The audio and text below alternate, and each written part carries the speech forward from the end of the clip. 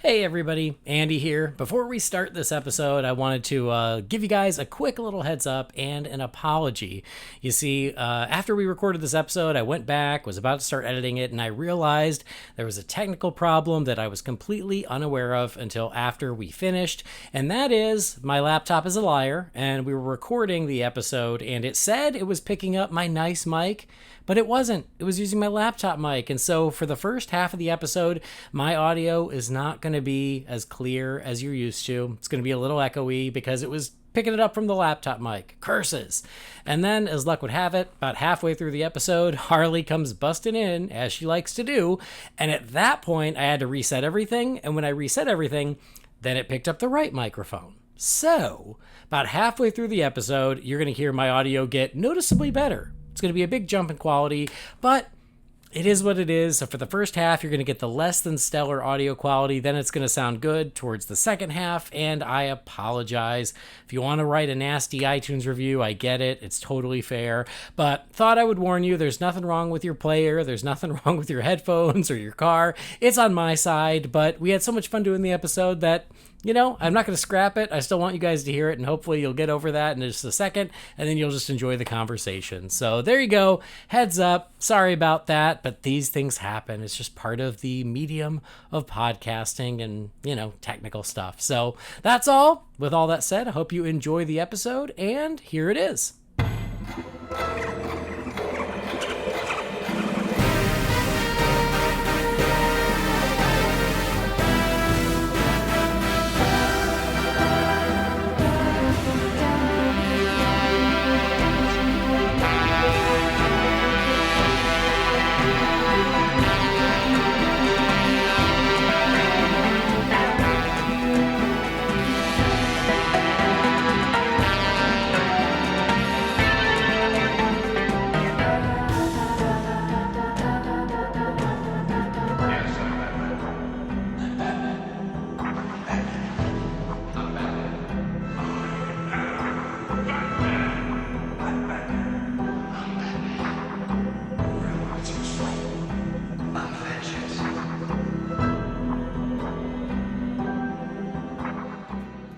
Greetings, Bat Family, and welcome to Holy BatCast, brought to you by Real Fans for Real Movies. You can find us on social media on Facebook, Instagram, and YouTube. Just search for Holy BatCast, and you'll find us. And if you're a big fan of the show and you want to support us, you can do that on Patreon. You can go to patreon.com/HolyBatCast. And as always, a big thank you to all our patrons. You guys are awesome. Thank you, thank you, thank you. We know that you don't have to do it, but your generosity does not go unnoticed. So big thanks to you guys. We are part of the Real Fans Podcast Network, so if you're looking for other shows to enjoy, you can check those out at rf4rm.com.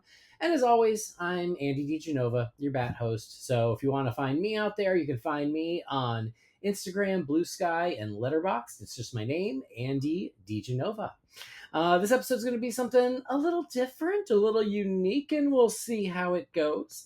We want to talk about Batman, but like I said on I think the last episode or maybe two ago, like it's kind of quiet on the Batman front out there, which is sad, but it allows us to go back and look at other Batman topics we wanted to discuss. And this one was actually an idea by today's co-host. He doesn't remember the idea, but I remembered the idea. And I had it on my list of things when I don't know what to do. And so we're going to talk about some of our favorite Batman experiences. And the person who had that idea, he's back. You know him. You love him. It's Brendan Lowe. Hi, Brendan. How you doing, man?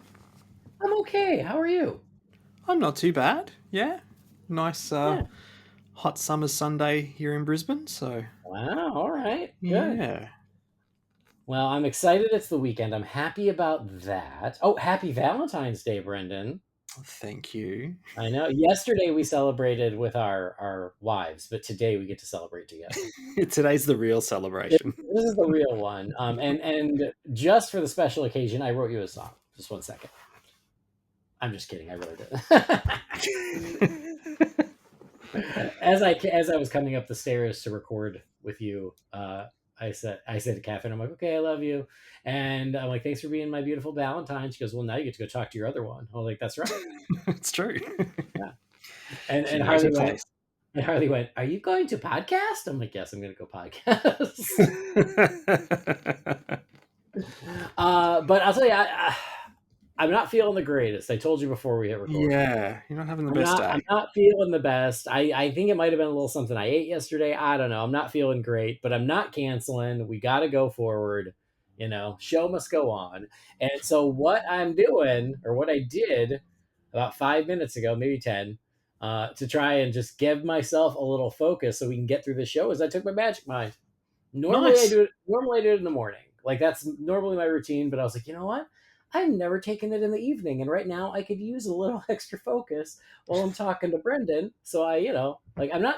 I don't have a lot of like medication or anything. I'm not taking like a Tylenol Gold or anything, but just that little extra oomph. So I took my magic mind, and hopefully it'll kick in any minute, and it'll just help us get through this episode. And if I hadn't said anything, the folks at home would never even suspect. But I did say something because I use the stuff. I'm very happy with the stuff, and for those out there listening, you probably heard me mention it on the past few episodes. But yeah, I really enjoy it in the morning. I'm trying in the evening just to see if it works just as well now. And it's just a nice little extra thing that you can do to boost your day or give yourself a little focus or wake yourself up a little bit, whatever that is. But it's not like an energy shot. It's like a focus shot, which is an interesting distinction. But for anybody out there listening, if you haven't checked it out yet, you can go to magicmind.com/holy20.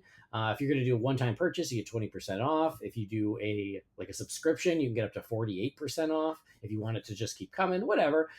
But again, I've really enjoyed making it a part of my daily routine, and hopefully it'll help me out tonight. And for anybody out there listening, give it a shot if it's something that sounds like it could help you out with whatever it is you're doing. And nice thing, it's a money back guarantee. So if you don't like it, doesn't work for you, that's fine. Send back what you didn't use. They'll send you back your money. No harm, no foul. So, but if you are going to try it out, just please use the promo code for Holy BatCast because it helps us out. So go to magicmind.com/holy20. Thanks. I did hear. So they sent Jamie Magic Mind too. Mm. And Jamie says, I can't tell you if it's any good because my daughter stole it. Okay. So I guess his daughter's like it. Nice. So I thought that was funny. He's like, yep, she loves it. She took it. I was like, oh, I'm sorry. Do we need to ask for some more? But anyway, so yeah, big thank you to Magic Mind. And it's that nice little extra bonus if you need it. But like I said at the beginning, a while back, I mean, at least a year, probably two at this point, you did something cool. And I'm not saying what it was because we might talk about it tonight. And you did something cool Batman related. And you went, you know what? We should do an episode where we like talk about some of our favorite Batman experiences. And I was like, oh, sure. Yeah, we could do that. That's fun. Lord knows I got plenty of them. And so I made a note of it. And then as we were getting ready to prepare for tonight, I said, hey, what if we do this? And you go, I don't remember that at all. But it does sound like something I'd think of. I just couldn't remember exactly, where it came from. But now that you say that, I think I now remember what made the idea happen, and I don't have it in my list. But it can kind of fold into, if it's the same one I'm thinking of, it can kind of fold into my third choice. Okay. Well, yeah. I won't say it now. And when we finish our lists, if we haven't mentioned it, then I will go ahead and reveal it. Okay. But don't let me forget, because sometimes I will do that, as I'll promise. No worries, that's okay. Just like I forgot that I came up with this whole idea. So yeah. So, but yeah, we will at least mention it by the end in case it doesn't come up. So yeah, let's do that. Let's get this party started. Let's talk about some of our favorite Batman experiences.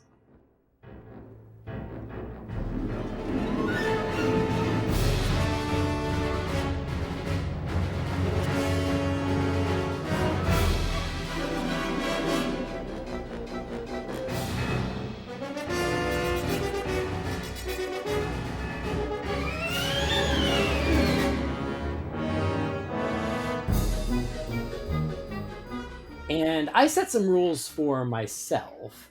So did I. Rule number one is I didn't want it to be anything podcast related. Mm-hmm.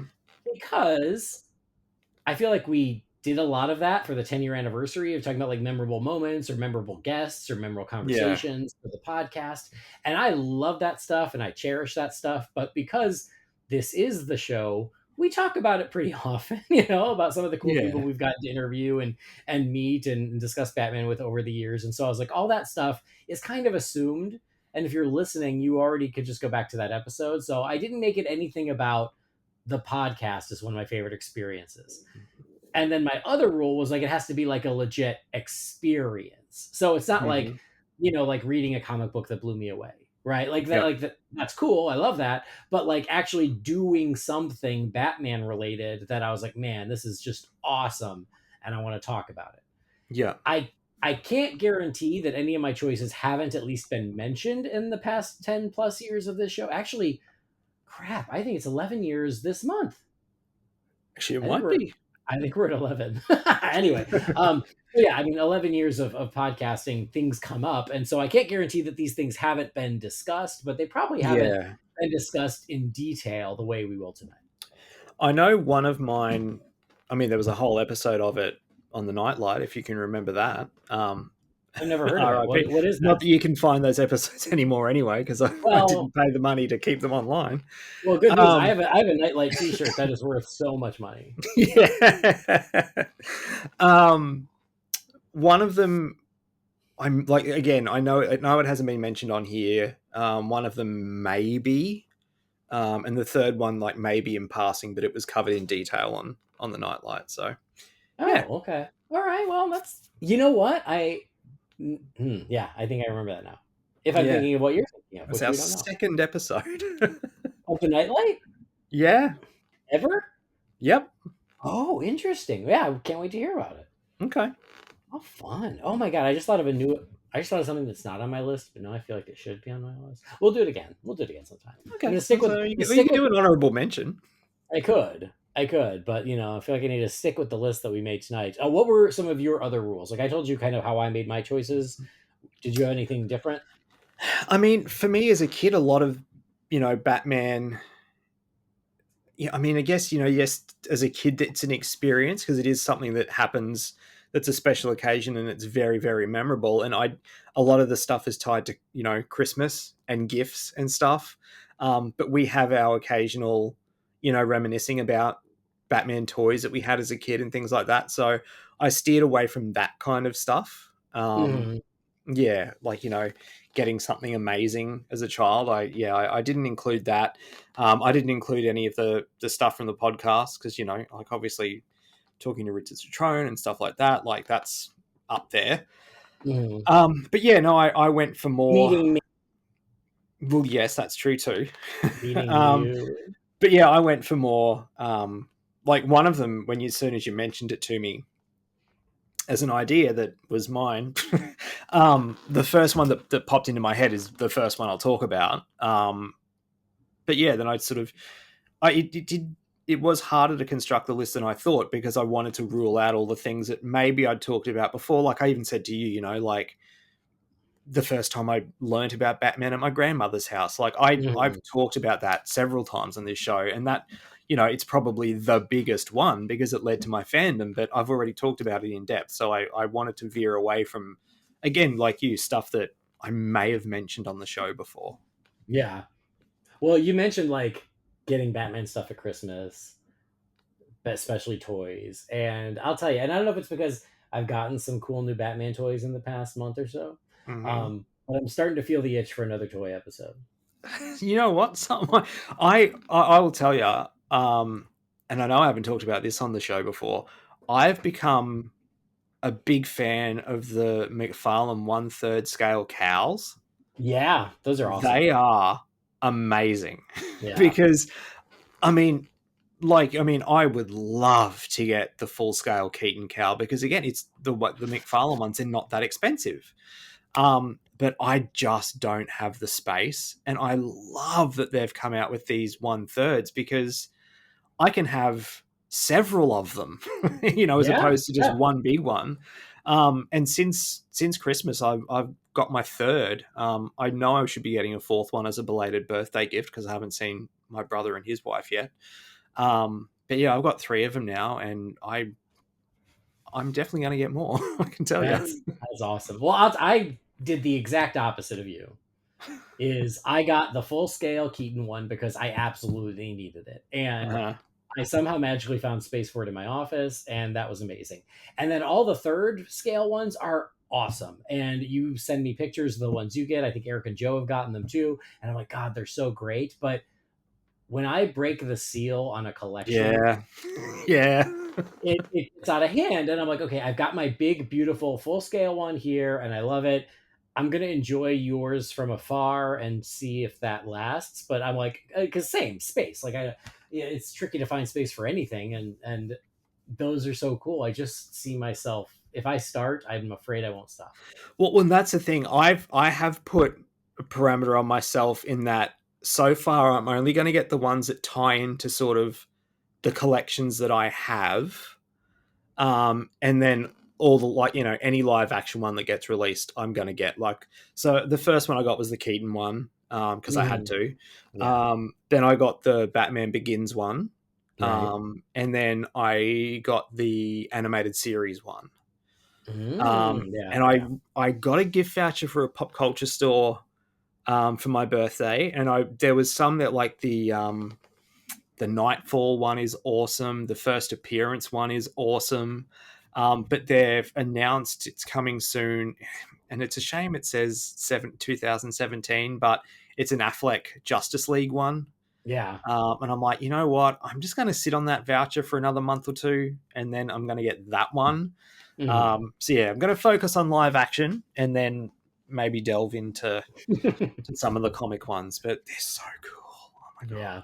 Absolutely. Well, there you go. I mean, there's our little mini toy Yeah. episode. But I want to go back and do another like real legit toy episode, just because those are so much fun, and I feel like at this point it's probably been about a year since we did the last one, so It'll be a while. overdue. I need to go back and double check what I've spoken about and what I haven't. Yeah.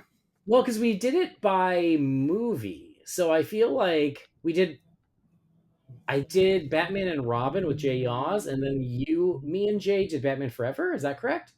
Oh, yeah, those ones. Okay, I thought because I know that we've done ones in the past where we've just picked like random Batman collectibles. Oh yeah. Yes. That we love. Yeah, so I forgot about that one, but yeah, no, I'd be keen to do another one of those. Well, but those like kind of just favorite Batman collectibles. I started keeping a list of the ones I've talked about for that very reason. Okay, I'll need to go back and double check. But no, I wanted with Jay, like that style of episode, it'd be cool to do one for the animated series. Yeah, that'd be really fun. Mm-hmm. Anyway, all that aside, let's talk about experiences. Yes. So I'm going to let you kick us off. This was your idea. This was your baby. And so kick us off with your first favorite Batman experience. Okay, picture it. Sicily, 1929. Gold Coast, January 1993. Oh. I'm a couple of weeks away from turning 9 years old.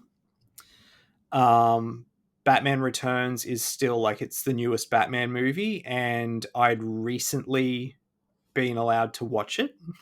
That because our summer holidays, go over the Christmas period, so December to almost February.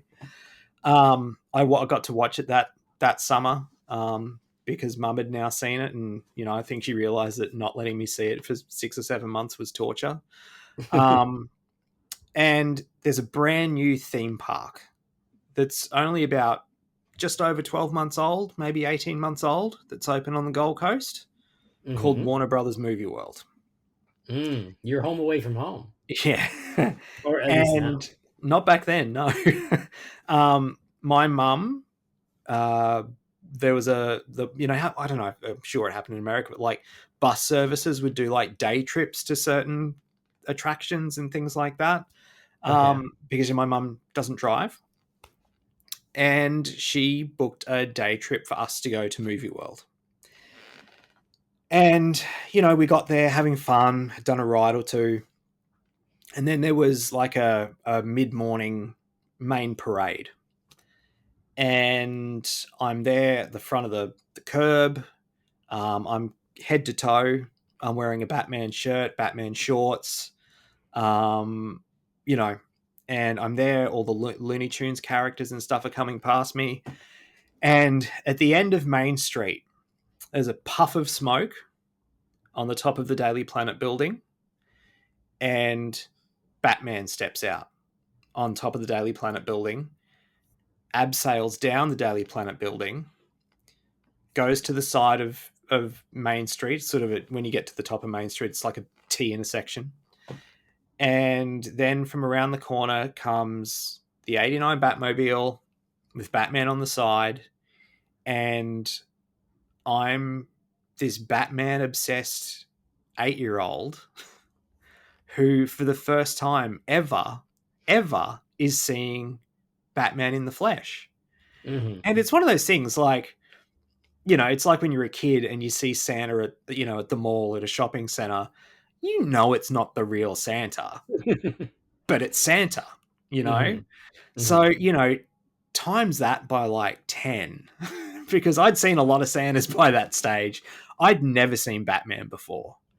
And the Batmobile was just getting closer and closer and closer. And back then with Movie World, like, it was Movie World. So the costumes and stuff were like, the actor that they had playing Batman, it looked like Keaton. It was the Batman Returns costume straight off the screen. Mm-hmm. It was Batman. And I just remember standing there and my jaw on the floor as Batman on the real Batmobile driving past me. It was one of the happiest moments of my childhood.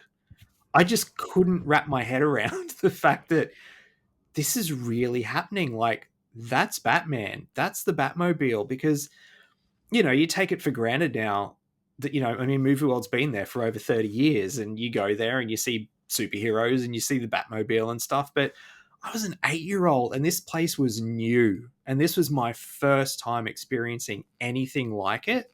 Mm-hmm. Man, it just floored me. Absolutely floored me. That's so fun. Question: did they have the Batman Returns ride yet? They did, and it was brand new when Okay. we went there. And I don't know if I've told this story. So when we got there, you walk through the main gate, and to the left of the main gate was the Batman ride. And it had the, sort of the archway over the top. It had the Batman Returns symbol, sort of with the snow blowing across it. And it's the bat, the cat, the penguin, the ride. Mm-hmm. And we went straight to that because that was the new attraction. It had only been open for a couple of weeks. And the TV commercial for it, like, I knew it was a simulator and it looked kind of mild. And as a little 8-year-old kid, walking through Wayne Manor, going into the Batcave, seeing the animatronic Batman and stuff, like, it was just next level, mind-blowing stuff. The ride itself, as an 8-year-old, scared the bejesus out of me. I hated it because it was so rough, and I'd never experienced. I'd never done a ride like that before. My level of rides at that stage was, like a carousel or, Ferris wheel or something at a local fair. I'd never really done a big theme park ride before. Mm-hmm. And this thing was so rough. I closed my eyes and pretty much screamed for the 3 or 4 minutes that part of the ride went for. I hated it. And they had, when we walked out of the ride, they had a camera. There was a camera crew there. And they, what did you think? And I was crying and said never again and walked away.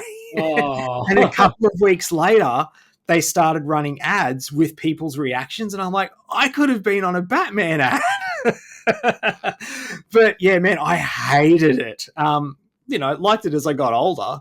And then when they changed it to Batman the Ride 2, which was more the generic, animated style Batman stuff, it wasn't as rough. Because I have heard people, say over the years in like some Movie World fan pages and stuff that, like, yeah, that first iteration, it was rough. Yeah, little Brendan did not like it, but 40 minutes thereabouts later, watching the main parade come down and seeing Batman, wow, yeah, made up for it big time. Awesome.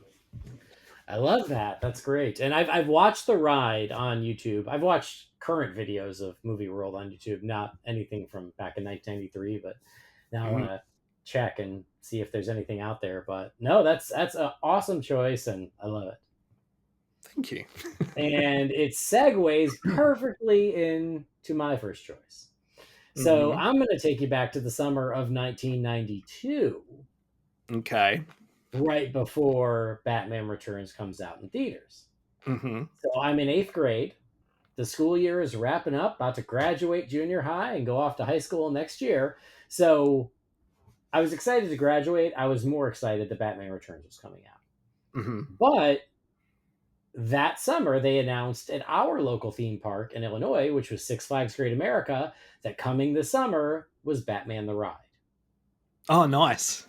And when they initially announced it, it was just a logo, Batman the Ride. No idea what it was, what kind of ride, whatever.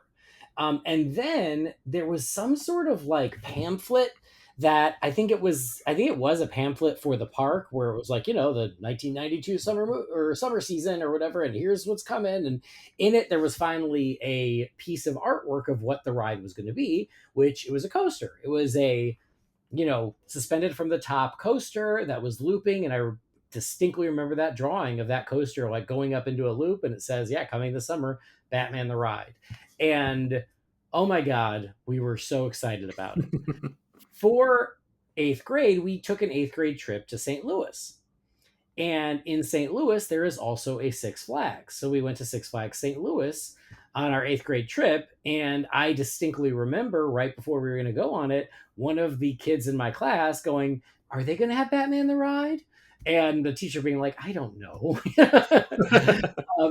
And so, spoilers, they did not build Batman the Ride in St. Louis, at least not that summer. They still had, like, I want to say it was like a nighttime fireworks show that was Batman themed, but we didn't stay late enough to see it. But I saw the setup for it when we were at the park. But Batman the Ride coming to Six Flags Great America that summer was, oh my god, so exciting. So there were commercials. You can definitely find those on YouTube. I couldn't wait. And I remember before we got to Great America that summer, and I don't remember when we finally went, June, July, who knows. But it had opened before I got there. And so I remember hearing from people being like, oh yeah, Batman the Ride is open, but people are waiting in 4-hour lines to ride it. And I was like, oh my God, 4 hours? But then the other part of me is like, but that's the only thing I want to do. So I'm going to wait until the line is there. And so we went that summer. And I remember going with my friend Dillip, probably my sister Sarah, and we waited in line for Batman the Ride. So they created this little area that was essentially became the Batman area of that park. And right out front was the Anton Furst Tim Burton Batmobile. Mm-hmm. Had a little special place of honor out front of the ride on a pedestal that you can go take pictures and everything. That area is still there to this day, although they have since modified the Batmobile to be more generic. It's not the 89 or Returns one anymore. Yeah. But you can tell when you look at it that it used to be. Okay. I'll have to see if I can find a photo of that. I took a photo of it. I'll have to send it to you, or I can post it with this. Yeah, I'd be keen to see a modified version. It's pretty good, but it was obvious that they were like, well, we should do something that's a little more timeless and not stuck in 89 or 92. But yeah. I remember the Batmobile out front. I remember the gates for Batman the Ride with that Bat logo in kind of a sandstone rock carved into the rock. And you have the two iconic Gotham statues creating an archway to walk into the line for the ride. They're the ones kind of do they have globes from memory? Not these. These are the ones that they look cloaked and they're kind of looking down. Oh, yep. I know the ones. Yep. So even though this was the summer of Batman Returns, the ride was more based on Batman 89. Mm-hmm. And so, yeah, those statues were from Batman 89. They were not from Returns. Yep. But I remember us just sucking it up and being like, we're just going to wait because that's why we're here. And when you walk in, and again, it's Six Flags. I don't know how familiar you are with Six Flags, but like you grade on a curve. It's not Disney. It's not Universal. So whenever Six Flags does any theming, you kind of give them a little bit of credit. because at least they tried. So for Batman the Ride, they tried. And so you walked in this archway and it said Gotham City Park, and then it had the two statues. You walk in and the first part of the queue is Gotham City Park. So there's planters and greenery and a fountain. I love the touch that the fountain said this was donated through the generosity of Bruce Wayne. It was just a nice little touch. And so you meandered through the park, and I distinctly remember seeing a manhole cover, but it was slotted so you could see into the manhole. And I just remember being like, man, they should have put the penguin in there so we could look down and see him. But then, you walk through the park, and then you walk, the whole park is kind of cordoned off by a wall with Gotham City painted on it. And then you walk through the door of the park, and you get into this other part of the queue that's like, they didn't call it this at the time, but it's essentially like the Narrows. It's the scary part of Gotham City once you cross that corner. And so there's a cop car that's crashed into a fire hydrant, and the fire hydrant spraying water, and there's graffiti. And so it's like, oh, now it's almost like a junkyard feel where you're in the scary part of Gotham City. So there's that line. And then you go into a giant tunnel that's like part of the sewers, and there's the big fan at the end of the hallway, and you climb up some stairs and you end up in the Batcave. Nice. And the Batcave, again, is like, for Six Flags, it's all right. There's a big bat symbol on the ceiling. There is the safe with the bat suit in the safe. There are some computer monitors where there's sort of just like a Batman screensaver going on to make it feel like it's his computers. But that's where you get on the coaster, and that's where you get off the coasters in the Batcave. And even though this was not like the mind-blowing theming that I would want from a Batman experience, that, if they ever get to do a Batman attraction in a in a Universal or Disney, something like that you would expect from that. But even so, at that time, I will take it. It was better than nothing, and I loved it. And in that entire line, it was just the music, the score from Danny Elfman. Yes. So I just remember waiting in that line. It was 2 hours, not 4, but it was a solid 2-hour wait of me and Dillip and my sister Sarah, and just being like, well, but this is why we're here. And then riding the ride. The ride is a blast. It's still there to this day. There's also a version of Six Flags Magic Mountain that is still there to this day that's essentially set up the same.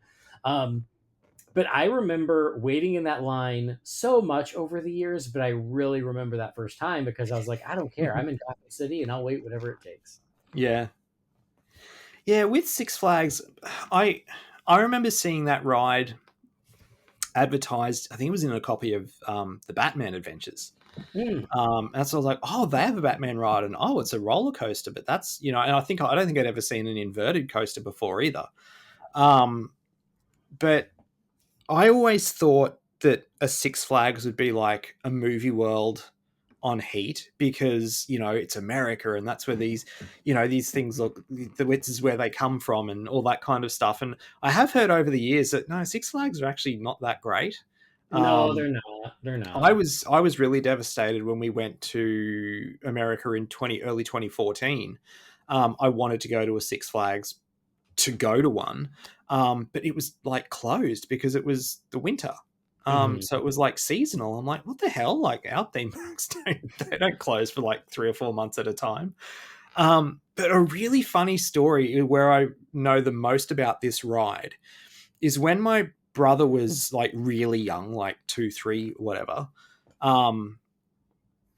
He would borrow from the library these series of videos. I don't remember what they were called, but it's like, look, there goes a police car or, a fire truck or whatever. And it was this kid and his dad, and they, one video would be them at a fire station and, running you through that, and a police station and a garbage tip and whatever else. But there was one that was I don't even know if this is what they were called, but it's like, look, there goes a roller coaster. And it was filmed at a Six Flags, and they had a segment on Batman the Ride. So when Ash would watch that video, I would come into the lounge room every time the 5 or so minutes of the Batman ride came on, because I just thought it was really cool. And I got to see some of that theming and the Batmobile and that sort of stuff. So I'm familiar with it. I'd never ride it because I can't with big coasters and stuff. I get too motion sickness. But yeah, I always thought it was really cool. Movie World got a coaster a few years after that that was very much like the Batman ride, but over here it was Lethal Weapon the ride. Oh, interesting. It's now gone, and they rebranded it maybe 10 or 15 years ago. It was to a Batman themed one. It was an Arkham Asylum ride, themed or sort of around the games. Mm-hmm. But it's completely gone now. They've dismantled it and put other stuff up. But yeah, I'm familiar with it. I'd love to visit. I'd still like to go and see a Six Flags just for shits and giggles, just to see some DC stuff and everything over there. But yeah, very really cool. It manage your expectations. Yeah. From what I have seen, Movie World seems better. Okay, So because Movie just World's very small. Movie World's not that big. yeah, I mean Six Flags can be big. They're just again like theming isn't really their thing. Mm-hmm. So it's like like they do it, but they do it with a light touch, and so yeah, it's a shame that it's just not as awesome as you want it to be. I still can't believe Movie World have never done a Batman stunt show. It just Oh blows my yeah, mind. yeah. And Six Six Flags did Flags were quite a famous few. for them. Yeah. Yeah. And like water ones and stuff. Like Batman seemed to be their go-to for a stunt show. And I'm just like, I don't know how Movie World haven't done it. Obviously a licensing thing, but yeah, interesting. Yeah. Well, anyway, so both theme park options for the first Yeah, how time. funny. So yeah, what's your next choice? Okay, so that was January 93. So we're jumping forward to around October, November 2004 now. And this was an unintentional Batman moment for me. Okay. I went with my then ex-girlfriend who was, we weren't officially dating anymore, but we're, let's say friends with benefits. And so we still did a lot of stuff together, but we weren't officially a couple anymore. Okay. We went to the movies to see Dodgeball because it was 2004 and I was 20. And I hadn't been into superhero stuff for at that stage maybe 5 or 6 years. I'd gone through high school and and it was at that period where they just weren't making comic book movies, and Batman and Robin had been Batman and Robin. And so we're in the theater and this trailer starts and I'm just sitting there going, man, this looks like a Batman movie. This scene sounds like the story about Bruce Wayne. And I'm there watching, and I'm just like, I don't know who this person is, but man, it sounds like he's talking like he's Bruce Wayne. And then trailer ends, the rustic symbol for Batman Begins comes up and just says like 2005. And I could not believe, I had no idea a new Batman movie was coming. I had, because I wasn't following production of movies back then, and social media wasn't a thing, so I wasn't plugged into that stuff 24/7, and I'd stopped reading comics, and like I had literally no idea that this new Batman movie was coming. And for the first time, at that stage, I was 20, so for the first time since I was 11, really, for the first time, I was excited about something Batman related. Like, I felt it in my stomach of just like, oh my God, there's a new Batman movie coming out. And this looks like a movie, Like a like real not like a movie. Batman movie. Yeah. It feels like a real movie. Yeah.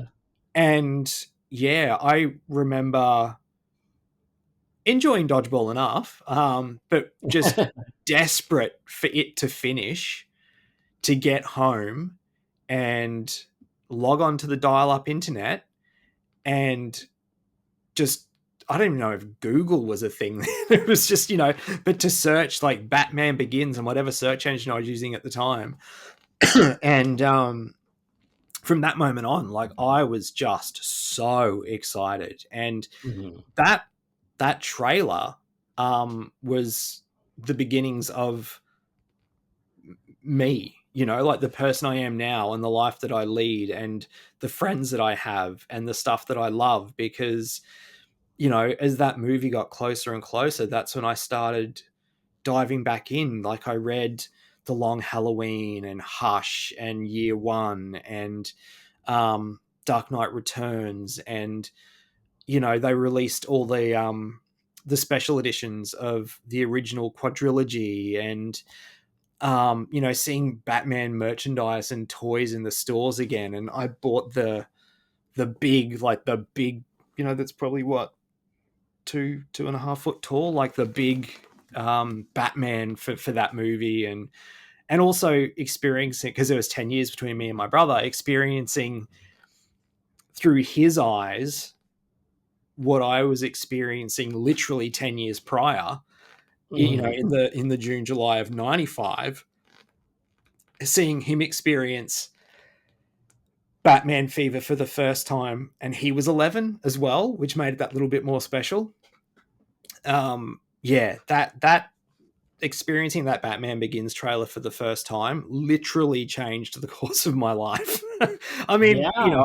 I would have found out at some stage there was a new Batman movie coming out, and I would have been probably just as excited. But the fact that, this trailer just completely blindsided me, man. I had no idea. And just that quick, that like lightning bolt shot of him just going and realizing, no, this is a Batman movie. I remember turning to my, friend at the time and just going, holy, like, oh my God, there is a new Batman movie coming out. And yeah, man, I was just fever pitch. Awesome. I loved that first trailer for that very reason, where like they don't want you to know it's a Batman movie until the end, and that was just such a fun way of doing it. Yeah. Yeah. Well, I love it. Good thing you went and saw Dodgeball, I guess. Wow, cool. All right. Well, my next choice takes us to July of 2014, and I had to look it up, but I fortunately found it here. iPhones are a magical thing where you can find stuff now by searching. It's just really amazing. So yeah, I think this was probably around that time, but I couldn't remember when. But for a really quick search, I found it real quick. July of 2014. This was when I was working at Disney, and I found a group of friends there who also loved Batman like I did. And these are folks who have been on the show now: Brian Crosby, Jamie Magoo, good old Jamie Magoo. And we all bonded over our love of Batman. And on July 12th of 2014, we left work early and we went and we did the WB tour. And I know I know what this is. I know I've mentioned the W. No, I don't know. I don't think you do. I don't think it's what you think. Okay. Okay. I've talked about the WB tour a lot over the years because I used to go pretty often, especially because a good friend of mine, she worked there, and so she would give me access and things. But yeah, it was one of those things where we like made it, we made a date, we picked a day, we left work early, and we all went to the WB tour. My good friend Scotty joined us. Brian's son joined us. And so it was like we had our own little group to go do the tour. And this was during the 75th anniversary of Batman. And so they had some of the tour vehicles like all themed out to Batman. And so we got one of the Batman vehicles, and the tour guide was like, "Oh, what are you guys interested in? And we're like, we all love Batman. We want Batman." And so because I swear it was like our group and then like one other random couple. And I feel bad for that one random couple because the entire tour was catered to us, showing us everything Batman that he could possibly show us on the studio lot. And it was awesome. And so he's like, "Oh yeah, this here, like this is where they set up the gates of Wayne Manor in Batman Forever. When the Riddler puts the envelope on the gates, that's right here." And like just little things like that you would never even think of. But he made it a point to show us everything Batman he possibly could, and it was awesome. So yeah, just doing the tour with my Bat Brothers, Brian and Jamie, with Scotty, and having the tour really catered to us and just showing us as much Batman as we can was just awesome. And the fact that we were playing hooky from work made it even more fun. It was like the nerdiest senior ditch day you could ever imagine. And then, obviously there was stuff all around the lot, the original Batman 66 police headquarters, like that facade is still there. So there's that. And then they had like the museum. And at this time, because it was the 75th anniversary of Batman, the entire bottom floor of the museum was all Batman. And so, yeah, I mean, it was everything at that point up to the Dark Knight trilogy. So it was the Burton films, the Schumacher films, and the Dark Knight trilogy. But it was so cool. And the reason it's a favorite is just because it is a memory of like pure Batman geeking out with like-minded fans, and we just had a blast. I have done that tour, but I did it in January 2014. Oh, I missed you by 6 months. Right. And yeah, within half a year, they had they hadn't done any of the Batman 75th stuff yet. Oh no. So I mean, I still got to see a lot of cool stuff, but yeah, they didn't have, because I saw walkthrough videos and stuff. It is more reminiscent to what Movie World had a year or two ago for a couple of years. They had like a Batman walkthrough experience like that with all the vehicles and props and costumes and stuff. But yeah, I mean, I got to see it essentially just in a big garage. I got to see all the vehicles. Oh yeah, that was its own separate part of the tour. So there was the museum that had all like the props and the costumes and everything, but then there was the car garage, which was essentially a soundstage full of the vehicles. Mm-hmm. So I got to see those. And I have a picture of myself here hugging the fin on the back of the Burton Batmobile. That's really grey too. Yeah. And it still had the OnStar button inside. Yeah. So yeah, I saw those. I got to see some of the costumes in the museum part, but the museum part was just more generic museum at that stage. So it had I got to see some of the Man of Steel costumes, some Smallville stuff. But yeah, just a few Batman bits and bobs. But I do remember, I'm sure I've told you this, I can't remember, but we were walking through essentially just like a storage area that was just like shelves and shelves and shelves of props for stuff. We were just walking through it. And I looked up and I'm like, huh. And the tour guy's like, what did you spot? And I'm like, they're the skeleton helmets from the Red Triangle Circus Gang from Batman Returns. And he's like, oh my God. He's like, I have done this tour so many times. He's like, I don't think anybody else has ever spotted those before. I'm like, how could I? Like, they're iconic. And I saw like a few like newspaper stands from like, the Dark Knight Rises and stuff with like the Gotham Globe or Gazette, whatever it was. Yeah. In it. But yeah, out of all the Batman things I saw, the one that stands out when I did that tour was, just like randomly looking up to my left and going, huh, the Red Triangle Circus Gang helmets. And awesome. he wouldn't get one down because I wanted to hold it. But I'd love to go back and do that again one day because it's been over a decade now. And I think it would have changed quite a bit. But I thought you were going to tell your Zack Snyder story. I knew you were going that, with that. Yeah, I figured that's what you thought, but I've already told that story plenty of times. And so that's why I was like, no, this is just about my time with my Bat Brothers on the tour where we basically got our own tour and it was awesome. But yes, the Zack thing came, later on and that was really great and loved it. But yeah, I wanted to just remember that day because when we were like, okay, we're going to leave work early, right? Yeah, okay, let's go. But no, my tour guide was an asshole because he asked, what we were into, and I was wearing a Batman 66 shirt, and I said, Batman. I said I'd love to see some Batman vehicles, and he's just like, oh, yeah, unfortunately, a lot of those are in storage, so you won't get to see them on the tour. And then we got to that garage, and he opened the door and just looked at me, and I looked at him, and he was like, I didn't want to spoil it for you. That's awesome. And what I loved about that garage is they had vehicles from every movie. Oh yeah, right? heaps of stuff. Yeah. And I just remember me and Brian and Jamie looking at the Bat Hammer from Batman and Robin, Mm-hmm. and we Oh, were see, all, they didn't have that there. yeah, it was there. And I remember us looking at each other and being like, in the movie, this thing is stupid. In real life, it's really cool. That's what I was like, because that's where I saw the Batman and Robin Batmobile, because there's only Yeah, one. Like, the theme right. parks don't have it. Like, and yeah, I remember just looking at it going, you know what? It Yeah. doesn't translate to the screen, but this thing's pretty sick. Like, I'd go for a drive in it in a heartbeat. It's pretty awesome. When you're sitting there looking at it in person, you're like, you know what? I actually think that's pretty darn cool. Same thing with Batgirl's bike. Like, it was there Since too. that tour, I've been much more forgiving of the Batman and Robin Batmobile, because it's just like, you know what? It's actually pretty awesome. Me too. Like, honestly. And it's funny because I swear that when we did, when I did the Batman and Robin toy episode with Jay, I picked the Bat Hammer as one of my choices because I'm like, this thing is so ridiculous, but I kind of love it for that reason. Mm.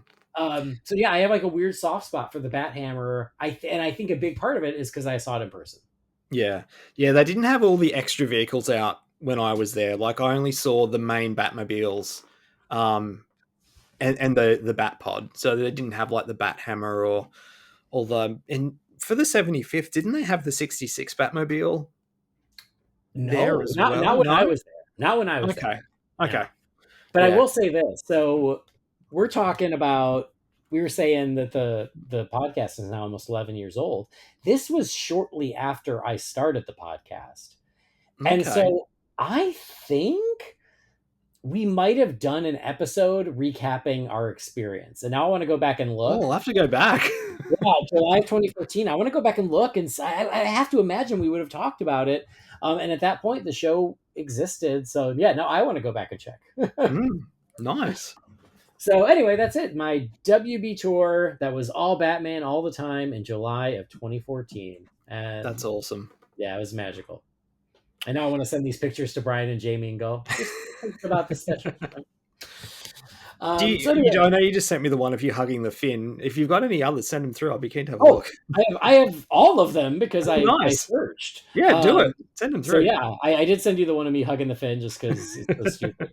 But oh my god, I have a million photos. But what's funny is looking at these photos, I'm like, oh man, this is before the iPhone cameras were great. So like the photos are fine, but not like they would be if I were to go now. Yeah. No, Here's one I'm going to send you just so you can jizz your pants. Okay, hold on. It'll be the Batman Forever Batmobile. This is just for you. No, but close. Okay. Oh, it's a dick pic. No. How dare you? Yeah, see, they didn't have any of this sort of stuff out. That you just sent me the Riddler and Two-Face costumes and the box prop. But yeah, they didn't have any of this sort of stuff out when I was there. There was smatterings of Batman. And then when they announced a couple of months later, I remember saying yes. I'm like, you have got to be shitting me! Like, we've just been there, and now they're doing this whole Batman thing. I was so pissed. Yeah. But that's not taking away from the fun that I had. Of course, because it really was fun. I did just send you the Forever Batmobile because it was there too. Yeah. So there you go. Man, that Forever Robin costume is so cool. I've seen the Batman and Robin costume, but I've never seen the Forever one in real life. That's so cool. Yeah. So there you go. Awesome. I can just send you pictures all day, but I will post them with this episode just because they're fun. And God, now they're 11 years old. So anyway, we each just picked 3 experiences. Yes. And so now we're on to our third choice, and we're already at almost an hour with only 2. Well, we have had a few tangents. But, that's what podcasting. Well, the first 2 were theme park related, so we both had a lot to say. So my third is actually 2014 for mine. In March 2014, and literally just before we were going for our big trip to America and Canada in February 2014, and I mean like a couple of days before we left, I saw a thing on Facebook that there was going to be, it wasn't like a Supernova or whatever, like any of the big conventions, but there's going to be like some sort of little convention at the Brisbane Showgrounds. And I'm like, yeah, whatever. But the thing that caught my eye was they were offering the chance to go for a drive in the Batmobile. Mm-hmm. And it was like $200 or something. Like, it wasn't cheap. And I've since found out a lot of it was with insurance. That's why they had to charge the price that they did. It was for public liability insurance. But yeah, it was like 200, 250. I can't remember. And we're about to go on an overseas trip. So all monies are going towards the trip. And I remember seeing it and just feeling this like gut punch of, oh, I'm not going to be able to do this. And turning my phone, showing it to Jess, who was laying in bed beside me, and her just going, do it. And I'm like, are you sure? She's like, do it. I'm like, okay. That's a keeper. Yeah. So look, I ended up actually doing it with a group in an old podcast pop culture thing that I used to be involved with, who I'm not involved with them or the show anymore. Haven't been for a long time, probably for the better. But yeah, we actually arranged to do it after hours. So there was two of us that did the drive, and they filmed a bunch of stuff. And because they were who they were, it never saw the light of day. Which is just annoyed the hell out of me. But I actually became friends with the guy who owned the Batmobile, Zach Mihailovich. So shout out to Zach. But yeah, I mean, just the excitement of going for a ride in an 89 Batmobile was just, I never thought I'd have the chance, you know? And I remember how far did you go? Like how long was the ride? You know, were you on like streets or like yeah, like we were going through street, like 20 minutes thereabouts. Okay, Like, all right. But because we did ours after hour, I think the ones during the convention were like maybe 10 minutes. Okay. But yeah, we got to go a little bit longer and a little bit further from memory. It was, you know, just essentially chucking laps in the 89 Batmobile, and you know, getting in there and just hearing the thing start, and just the POV of, you know, being in that cockpit. And you know, there's that part of it that's just like, man, this is what it's like to be Batman, driving in the Batmobile. Like, this is awesome. And I remember taking my little 89 Batmobile, my Corgi one that I got in 89, which was, like I've said on this show before, is the first Batman anything I ever owned. Like, I took it with me and just had it in my pocket because it was just like, this is a full circle moment. This is, you know, this is the first Batman thing I ever owned, and it's this car. And now I've just turned 30, pardon me, and I'm actually getting to drive in this thing. So that was amazing. Then I got to drive in another 89 Batmobile that was built by the husband of a friend I went to school with in when did I drive in it? 2019, sorry. I got to go for a drive around my hometown in Toowoomba in his 89 Batmobile.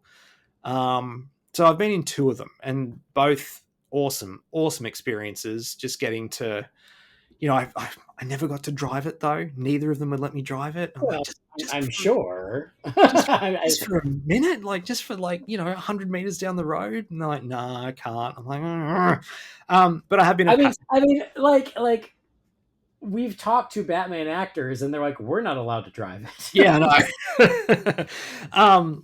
But yeah, so getting to drive in real Batmobiles is awesome.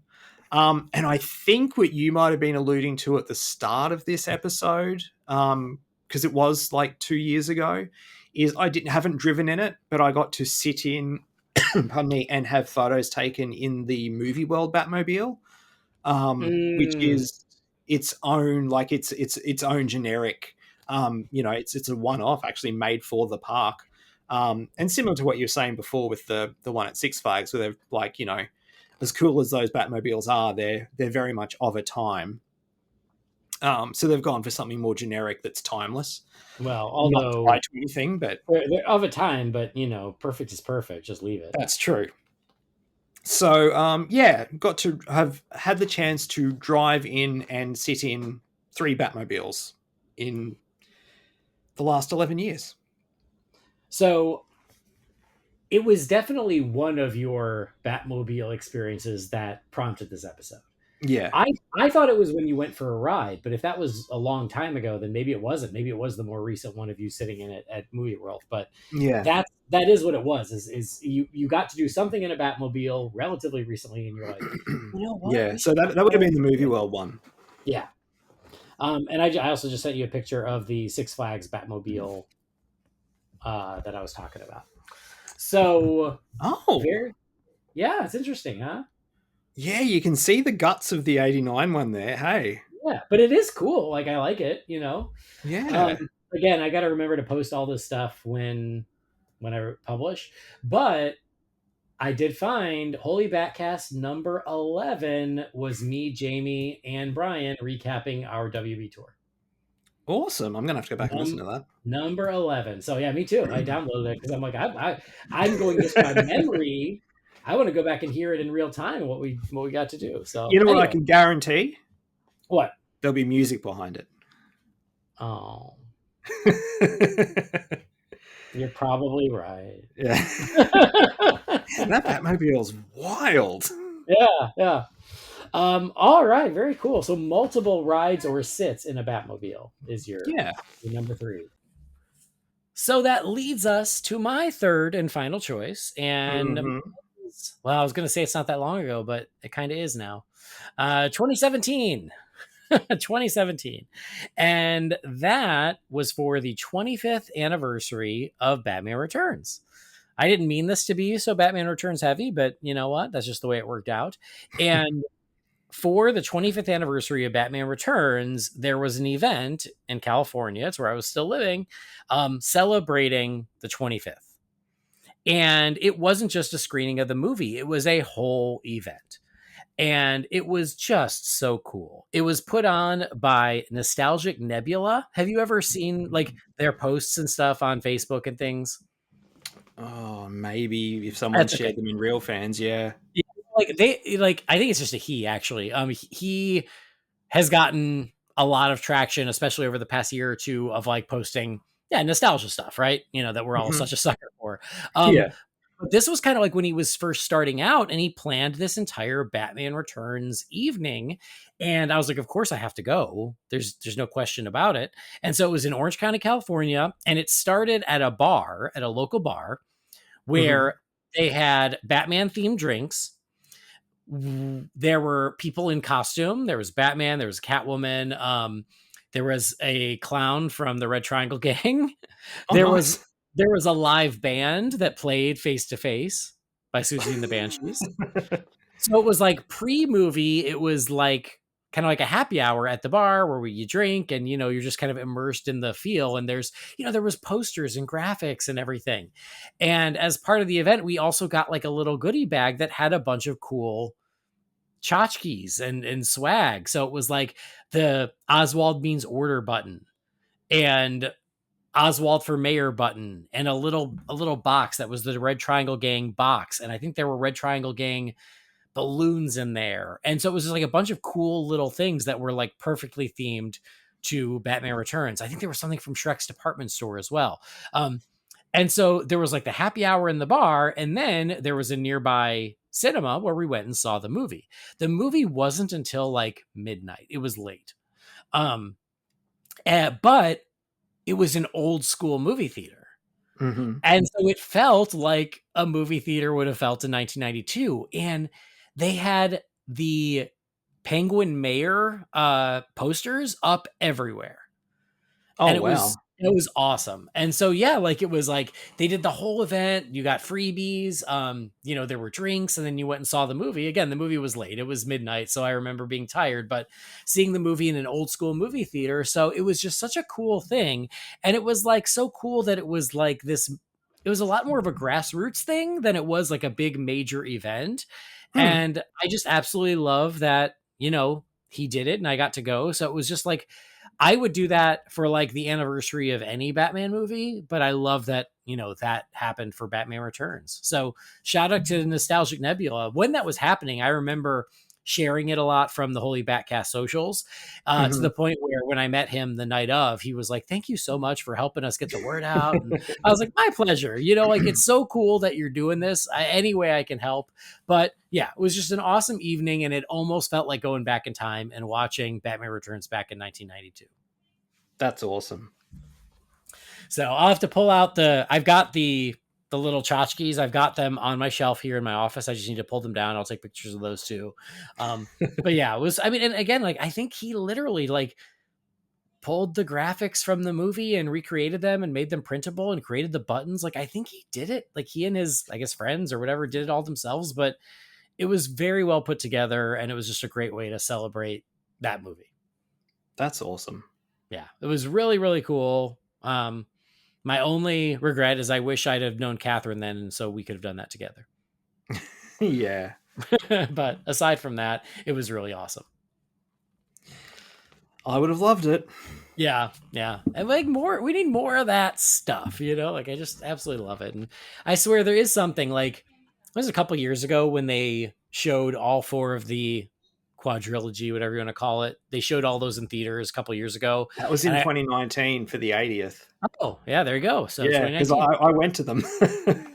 So I went to 89. I went to Returns. I didn't get to go to Forever or Batman and Robin, but like, there's something about like doing that. And when the lights go down, you can almost convince yourself you're back in time. Yes. And I love that. I just love that feeling. Yeah, I did all of them except Batman and Robin because A, it's Batman and Robin, and B, it was just at an inconvenient time. But the thing that was bizarre was the way that the timing was. I did Batman Forever at like 2:00 in the afternoon. This is on a Saturday. 2:00 in the afternoon, Batman Forever, and then went back that night at like 7:00 and did 89 and Returns back to back. Oh, wow. Like here it was one a week for 4 weeks.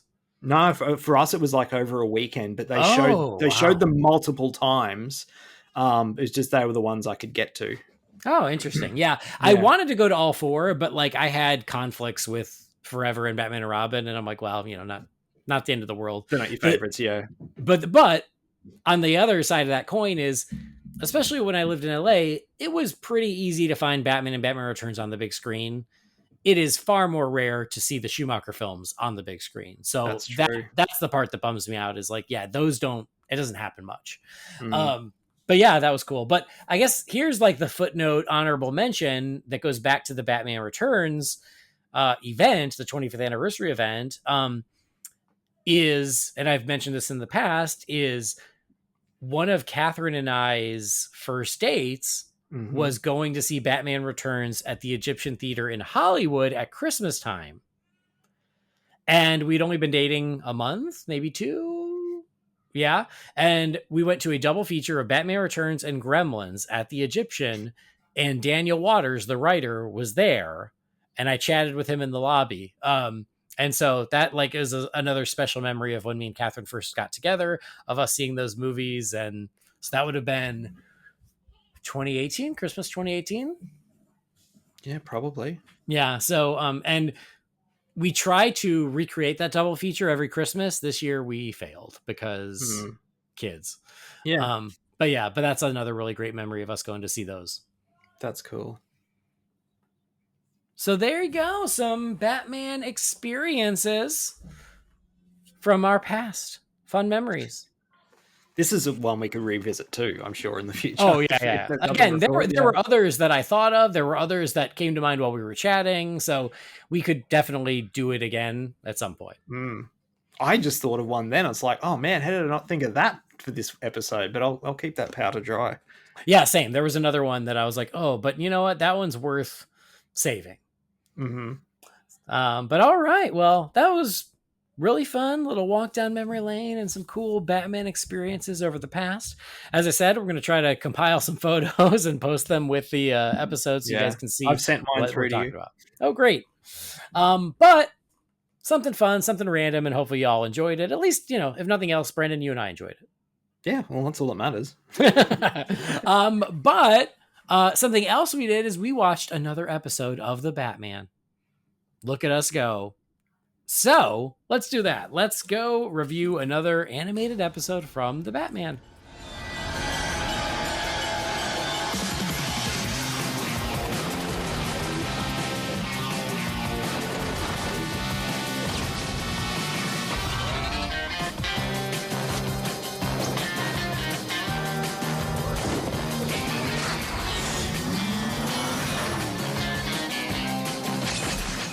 Now, Joe Fornerato warned us that the orders of the show vary depending on where you're watching it, which I find very annoying and I don't like it at all. Yeah. So the Wikipedia order is the order I was going by on the last episode when we talked about RPM, and that's the same order that is on Netflix. But the Max order is probably production order, so it's a different order. So for now, I'm sticking with the order on Wikipedia, which is the same order as Netflix, which means the next episode is Brawn, and that features the same the order Joker. as the Blu-ray too. Okay, good. Yeah, that's like, to me, that's the order. Okay.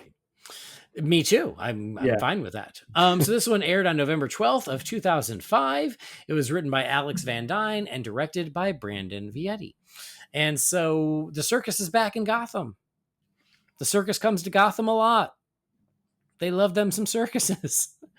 And the circus is crashed by Joker, who's taunting a strong man. And then it turns out Joker has got a hold of some of Bane's venom. And so we get super bulky, super strong Joker, hence the Brawn in the title. And so he steals the box office from the circus. Barbara Gordon happens to be at the circus. Bruce is not. And so she tries to stop him as Batgirl, and she realizes he's so huge, he's so strong, she's so little. So she feels a little inferior, like there's no way I can stop this guy on my own. I've got to bulk up myself. So she thinks the answer is getting more muscular herself. So it's like the little B plot. And at the same time, Bruce and Alfred are watching the Joker, and they're like, what is he up to? What is he trying to do? The circus feels like small potatoes. He's up to something bigger. Turns out he is. He steals the Gotham Globe. They unveil a big Gotham Globe. And here it seems like it's more of a monument. Usually Gotham Globe is a newspaper, yes? Yeah. Yeah, right?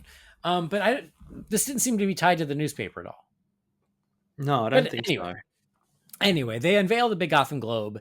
It's at least coated in gold. I don't know if it's all made of gold. It doesn't matter. Gold. Joker actually says gold-plated. Yeah, gold-plated. So Joker shows up, and that's what he wants. And so he's bulked up, and he can carry it, and he starts causing mayhem and mischief with this. I appreciate when the cops try to stop him, and he's like, oh, you can have it. And he just rolls it towards them, and they all flee.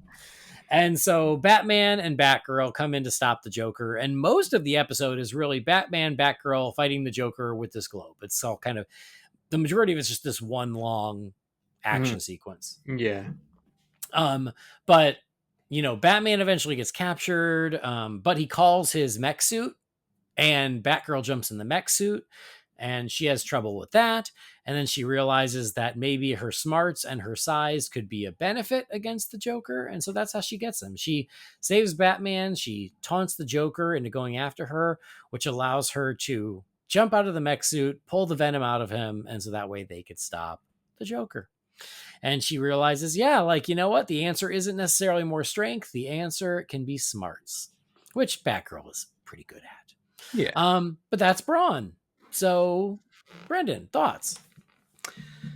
I think the idea and premise of Joker getting access to Bane's venom is pretty cool. I just don't think the execution was that great. Yeah, I mean, look, it was fun. It was definitely action-packed. Similar to maybe the last one, it felt a little bit more like a season 1 episode. Like it feels like a filler episode as opposed to moving the story forward. Yeah. I mean, I guess aside from Batgirl, still coming into her own and realizing her worth, because that was definitely there and an important part of the overall story. But yeah, I mean, it was just a fun action episode. I watched it this morning with Henry. He had a blast with it. He thought it was awesome. Little, side comments like Joker has a hair tie, which I thought was Yeah, funny. yeah. He's got like it's not quite a man bun, but almost. Yeah.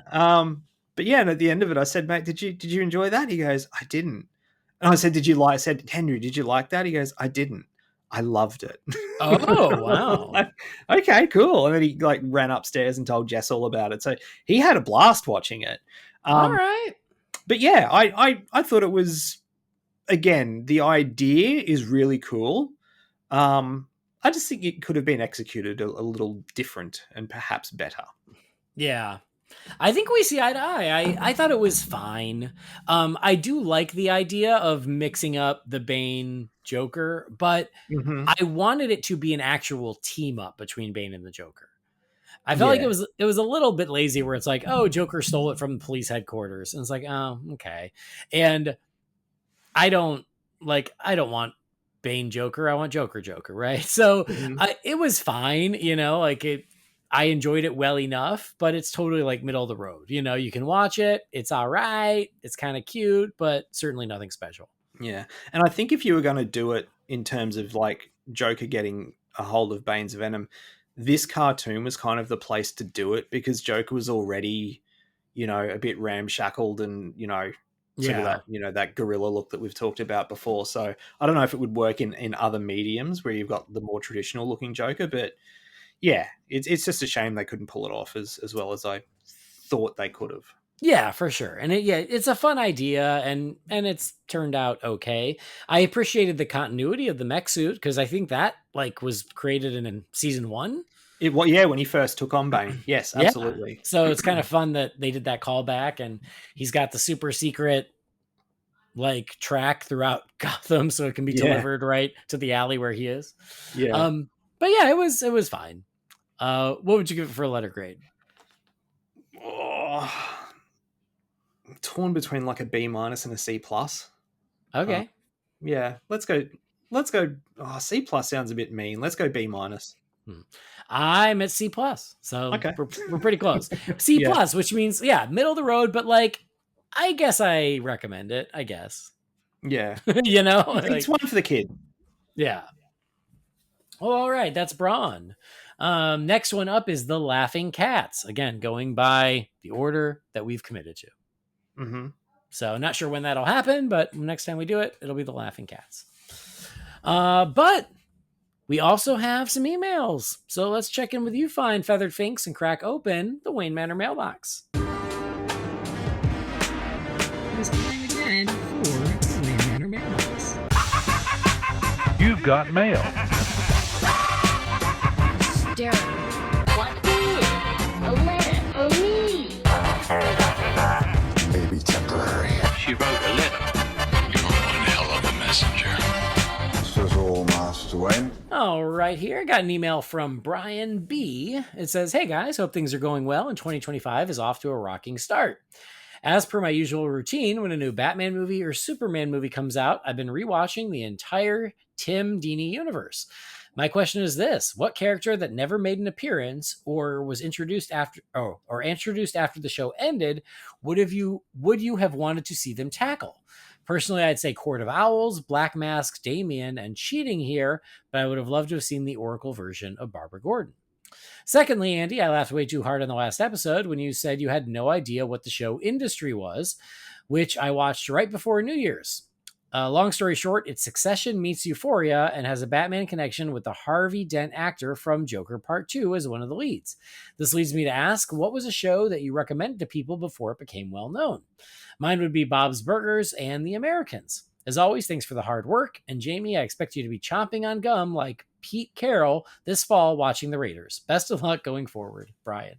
Thanks, Brian. Appreciate it. So that's fun that you're going back and watching the old DC animated universe, the Bruce Timm Paul Dini universe. So question 1 is, what character did they never tackle that you would have liked to have seen them tackle? Brendan? That's really tough. I mean, because when it came to Justice League Unlimited, they tackled virtually everyone. Yeah, I guess I'm gonna second Black Mask, I think.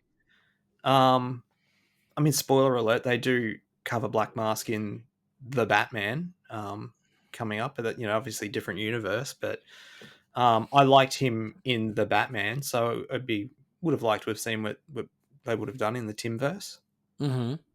Yeah. Yeah. I mean, I feel like, especially with Justice League Unlimited, there were a lot of characters who like made cameos or were in the background, but I would have loved to have seen get their own episode. So I don't know if that's cheating the question, but like obviously Blue Devil. Like I think he was in the background in some of those group shots, but I don't think he ever spoke a word. I would love to have seen Blue Devil get an episode. Along those lines, Blue Beetle. I feel like Blue Beetle would also like pop up, but I don't think they ever really let him do much. Or maybe I'm wrong and you guys can tell me, but yeah, I don't remember Blue Beetle ever getting like a lot of time on JLU. So those are the ones that jump to mind. And then Batman centric. Yeah, I mean, I like your guys' answers. I don't think I have anything to add. I'm sorry. And then the show industry. Yeah, I the only reason I heard of it was because I looked up what Kit Harington was up to. But are there any TV shows, Brendan, that you like got in on the ground floor that eventually became successful? Stranger Things comes to mind. Okay. I was a very, very early adopter of that. Maybe Arrow as well. Yeah, I can't really think of any other big ones. Yeah, they're the two that pop to mind anyway. Yeah, I like the one that pops to mind for me is Futurama. Not that it wasn't like when it premiered, it was a big deal, but then I feel like it like people stopped paying attention to it. And that's when I really fell in love with it. And then I was super glad that because of reruns on Comedy Central and stuff, that people finally came back around to it and realized how good it is. So that comes to mind. Actually, Family Guy for me was one that I adopted really early, and people, because they showed season 1 over here and no one seemed to watch it except me, and I really liked it. I mean, I got over it pretty quickly as as it sort of just kept going more and more ridiculous. But Family Guy is one that springs to mind. So when you mentioned Futurama, I was like, oh, that's right. Yeah, Futurama for me too actually was one that I seemed to watch that a lot of people didn't, and then it became really popular. Yeah. And I'm sure there are others. The other one that comes to mind is I got in really early on The Big Bang Theory. And that one took like a good year before it became the massive thing that it became. But I got in really early on that, and I was like, oh, this is really funny. That guy is really funny. I think Jim Parsons. I just thought he was hilarious. By the end, I had completely tapped out on it. But at the beginning, I was in pretty early. Yeah. You know what? We stayed the course and watched all of it. It actually had a pretty strong ending. That's good.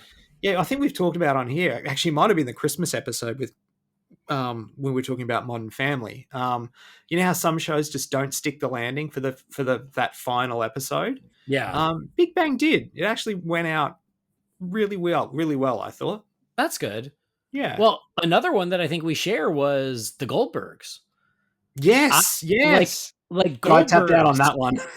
Yeah, Goldberg's got a slow start too, and I watched the premiere and I was like, this is hilarious. I hope more people watch it because I want more seasons. And then it went on 10, 11 seasons. Yeah, it went on like 6 more than it should have, but yeah. Yeah. Well, I would say 2 more than it should have, but yeah, once they lost Pops and Murray, it was over. Yeah. Like they could have got along without Pops, but the whole trying to make it look like Murray's there and clearly he's not. And then I didn't even bother with the last season. I'm just like, nah, I'm out. Yeah, it's sad. Anyway, all right. Next email is from Dave Chambers. It says, hey, Holy BatCast family. Jamie. So Jamie, I hope you're home listening to this. Said, just pausing the latest episode to chime in and say yes to the Lois and Clark rewatch. I'm doing that right now as well. And I have to say, it's the most fun I've had watching TV recently. It's been a long time since I've watched the show like this. And while it has its faults, its charm is so endearing. And anytime Tempest shows up, it's a good day. I may go back and watch Smallville after this as we get closer to July 13th. Okay, back to the episode. Take care, Holy BatCast crew. David Chambers. All right. Thanks, Dave. And yep, I assume Jamie's still watching that, and that's great. And I know that Brendan's a big Lois and Clark fan. I'm the one guy who, like, I watched enough of it, but never religiously. So, Yeah. But you, given your age, you would have been like me, like I was talking about before, like, you know, you'd have been like high school, sort of getting Yep. to that age where it's sort Yeah. of not so much into the superhero stuff, but Yeah. Well, I was interested. I remember watching the pilot when it came out, but it was also one of those shows that, like, I couldn't keep track of when it was on, and so I just sort of lost it. And okay. so the most I did watch was when they released it on DVD. I watched quite a bit at that point, but even that was now 20 years ago. So Yeah. Wow. Christ. Yeah, no, I'm planning. I'd like to go back and do a rewatch of that. I'm hoping to get it done before Superman comes out in July. All right. Well, next email here is from Adil. It says, "Hey Andy," and insert NFL beer guy or the kangaroo, you know what, based on the order of appearance. It says, "It's your boy again after a really long time. I didn't make good on my promise to write to more often. We'll try to correct that moving forward. So bear with me once again. This is going to be a long one. Number one, the Batman Part 2. It's come to a point where I really don't care about the movie after its consistent delays. I will believe the movie exists after I'm watching it. There have been 2 good Sonic movies and an okay Knuckles TV show between the wait for this movie." How funny, we're only talking about Sonic before we started recording. I love the idea of using the Sonic film franchise as a measure of time. I measure all time in Sonic movies. I've just gone back and I'd never seen them, and on record, I just watched the trilogy over the last couple of weeks, and they were a lot of fun. I'm glad I did it. And FYI, the Knuckles show is really good. Okay, yeah, I like Paramount Plus though, but I'm shocked at how good it is. Anyway, so he says, "I'm a patient person, but the modern media landscape is really pushing it, with the wait times between movies and TV shows taking up to 4 years or more for announced sequels. Superman is out sooner than later, and I can't wait. I've yet to watch Creature Commandos, but I can't wait for the DCU to start. What are you guys expecting to see from the movie? I just hope we have a good time and not be brought back to the DC toxic era. I saw Rebel Ridge, and Alan Pierre was... It's Aaron. He wrote Alan. Aaron Pierre was amazing. I can see why Hot Girl will fall for him because he's ridiculously good looking. Also, what are some hot takes you guys have regarding DC? It can be anything from comics, animation, or the old DCEU. Mine is that Gal Gadot is a terrible actress and was not a good Wonder Woman, bar for the first movie and her cameo in BVS. I'm so glad she's out of the role. I've held this view for a long time, and even before her recent political views, this hot take might get me thrown in the Holy BatCast jail, but I stand by it. I hope we get a good actor and decent martial artist for the next Wonder Woman. And I don't want Alan Ritchson or Jensen Ackles for Batman. I'd prefer if it was someone relatively unknown, like Bond actors. On another tangent, I can't believe we actually got a Sonic movie franchise that's actually good, with the third being a legit, very good movie. I still replay that Jim Carrey scene when I feel glum. Keanu Reeves was... We were talking about that before we started recording too. I know. Keanu Reeves was excellent as Shadow, and honestly, I can't wait for the 4th movie, which, funnily enough, we will get before the Batman Part 2. Batman. Sonic, that's funny. Sonic 3 is my number 1 movie of the year, and the movie I went back to the theater after Wreck-It Ralph 2 swore me off ever stepping into a theater again. Oh, wow. Wow. That feels drastic. Anyway, it's been a long time. I won't bore you any further. Hopefully my next email will be less lengthy. With all the love in my heart, Muhammad Adil Jafar. And it says, P.S. Make your hot takes as spicy as possible. So thanks, Adil. And yeah, thanks for catching up. Appreciate your thoughts on the Batman Part 2 and Sonic and other things. Rebel Ridge. So I guess the first question is, Superman coming. What are you expecting to see from the movie? Brendan? I just want to see bright and colorful, lighthearted, fun, action-packed Superman movie. Yeah. I mean, same. Like, I think that's what we all want, is we want a Superman movie that is fun and exciting, but still dramatic and has pathos and gets us excited about this new universe. And so so far it seems like that's what we're getting, and that's what I'm really hoping for. Yeah. And then hot takes about DC. So funny story, Adil. Yeah. I have had on my list of episodes now for well over a year that I want to do like a DC hot takes episode. And I actually tried to make it happen because I got your email and I was like, I've been meaning to do that forever. Maybe I can make it happen this week, but Jamie is unavailable. So we're going to try to do it. And So, you want it to be one with all three of us. So yeah, I want all three because Jamie, he's the king of the hot takes. So I don't want to do it without him, but yes, like I think that would be a really fun episode. So I want to do that. But in the meantime, maybe I'll give you like a little taste of a hot take. You're right. I don't agree with your Gal Gadot hot take. I think that's harsh, but you know what? It's your opinion. You're allowed to have it. But Brendan, do you want a not so hot take to share, and then save your really good ones for the episode? Oh, mate, I haven't got one locked and loaded because that was one I'm really going to have to think about. Yeah, no, I don't have one ready to go.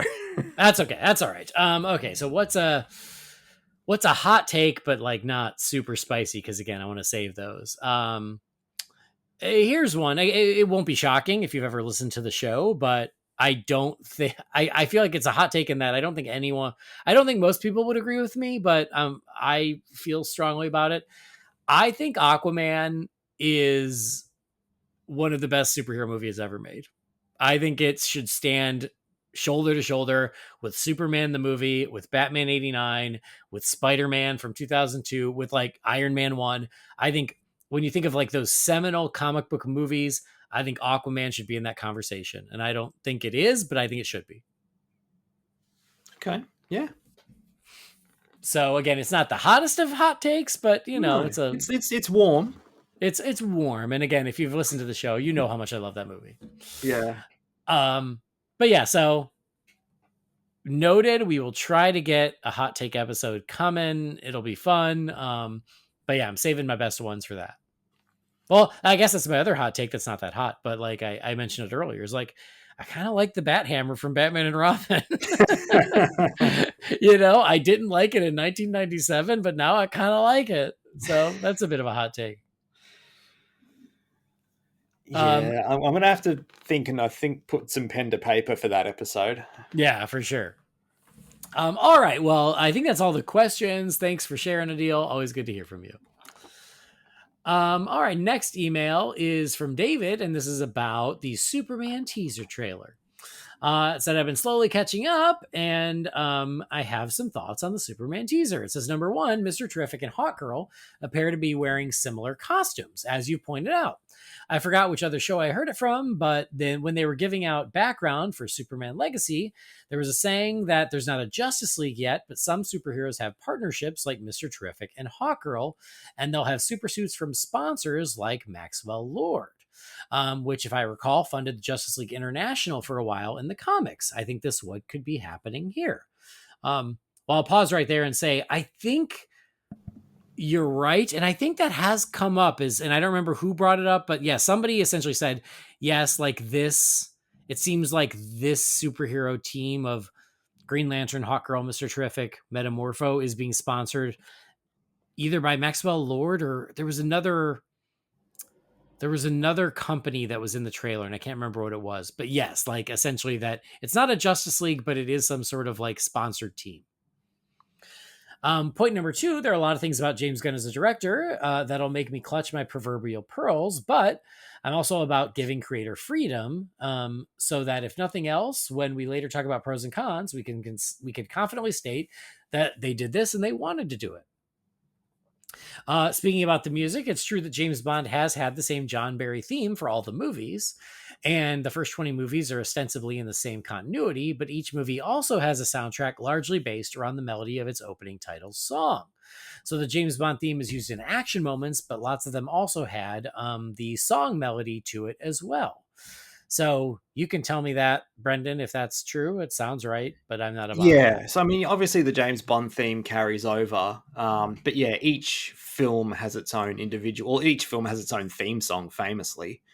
And then, yeah, there's usually a score that's based around the melody of that theme song that runs throughout each movie, which sort of, does set them apart, even though they have that same overarching James Bond theme. Yeah. Yeah. It's a good point, actually. And then this is about, again, going back to the Superman trailer.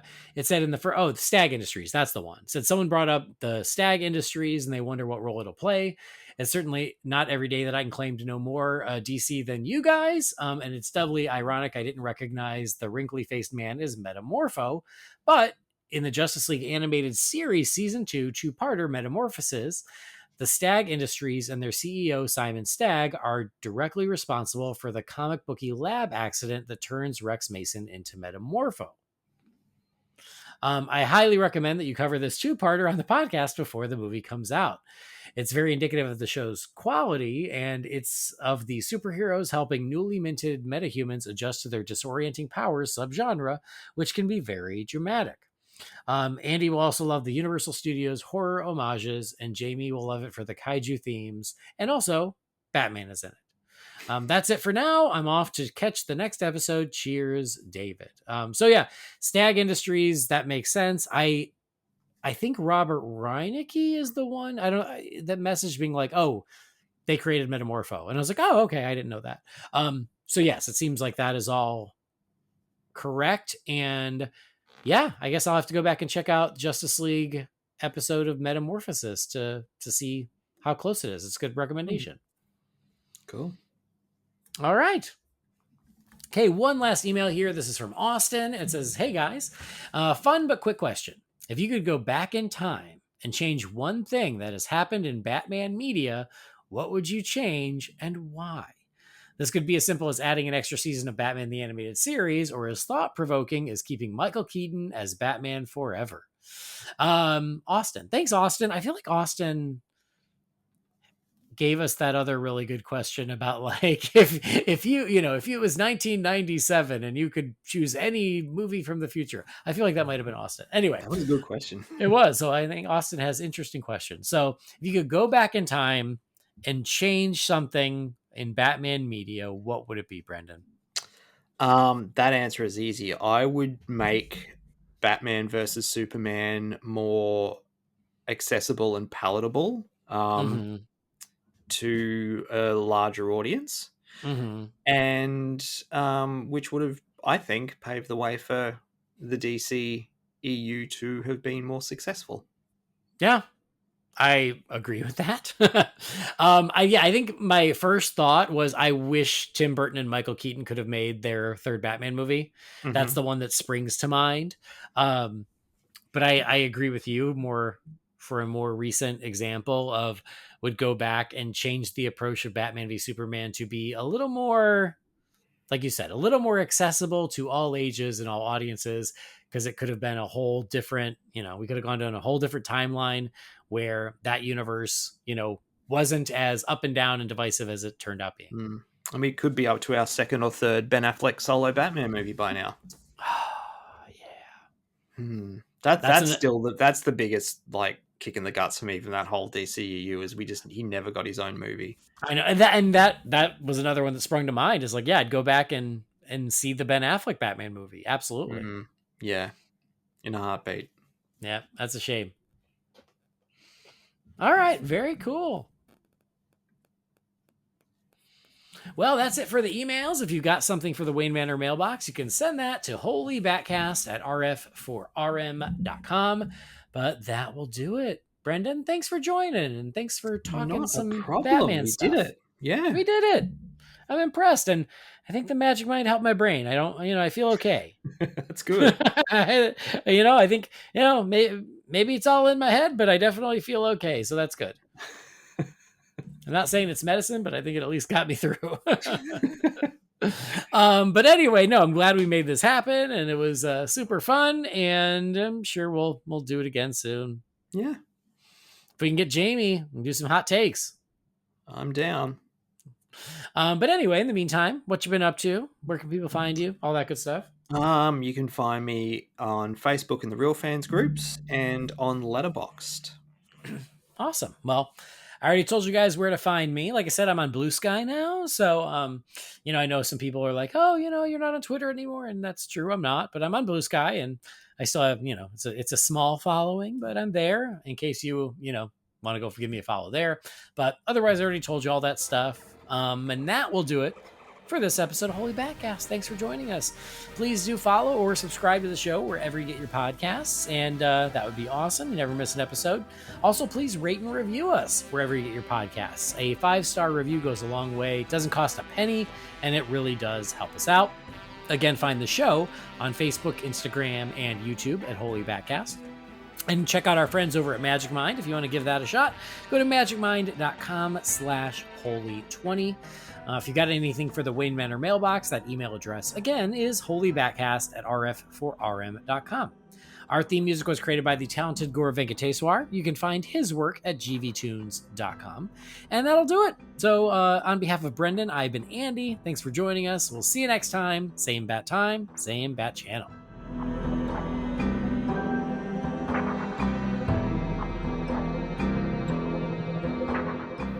Holy BatCast is not affiliated with Warner Brothers or DC Entertainment. The views and opinions shared by the participants are theirs and theirs alone and do not represent the companies or organizations they happen to work for.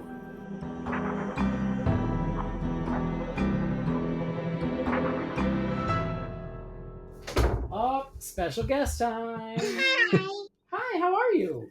I just Oh, no, they leave that alone. Can you say hi, everybody? Hi, everybody. Say, welcome to Holy BatCast.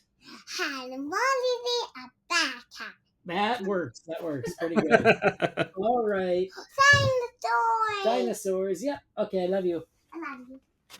Oh.